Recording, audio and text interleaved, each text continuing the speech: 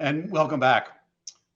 Regular viewers of this program know that I've never been a supporter of legalized gambling. I mean, I think it's just a dumb way for government to fund itself. But that position now seems like closing the barn door after the horse has been stolen. There's gambling everywhere. There's a lottery, there are gambling casinos. And now we have online sports betting. And guess what? Nonetheless, over the past decade, legalized gambling has exploded across the country as money-hungry states have become addicted to the easy allure of revenue from gambling.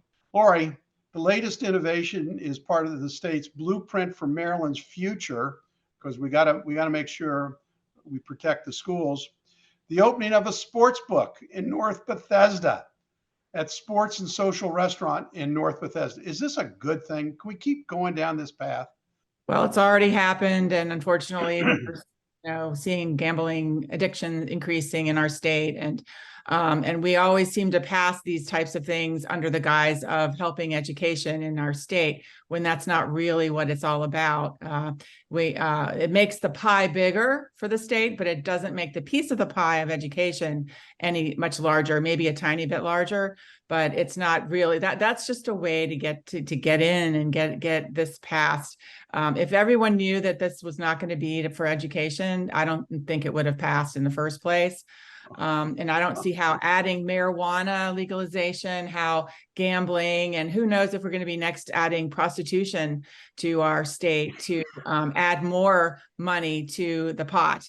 And casinos, I've walked through them.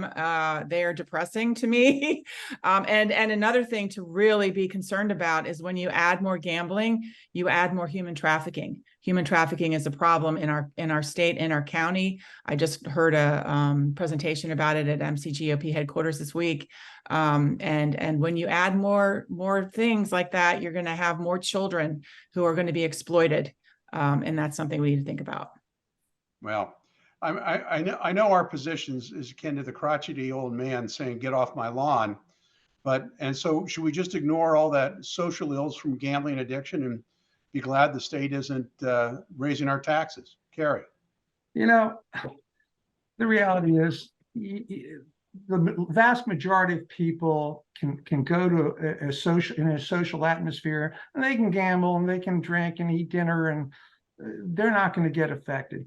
But we just talked about youth crimes. We talked about, crime in general. There's a segment of the population that are addictive to a lot of things. And you put them in a situation where they can gamble. I mean, I knew a lot of kids growing up when I went to high school, and a lot of them used to go to the horse races. I mean, they just gambled. Well, I guess, we have to put in perspective.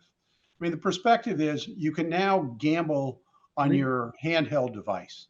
Mm-hmm. And I mean, so it's not just physically going to Rosecroft Raceway or going to, Las Vegas or Atlantic City. I mean, it's right there in front of us all the time. So I guess we can't ignore that reality. You also have to be cognizant of it. You have to be proactive and find, if you're going to have that reality, then you have to have programs that help people that have these addictions. I mean, if you go to a bar and somebody's drinking too much, isn't the bar also responsible? Yes. If they watch it? Well, I mean, gambling's the same way. If they're going in there and gambling day in, day out, and you see a problem, then that facility owes a responsibility, I think. Anyway. Yeah, that's a good point. We got to end this segment, but obviously nothing against sports and social restaurant, and this is a legal activity, but I just wish we weren't so dependent on these forms of revenue to support our programs.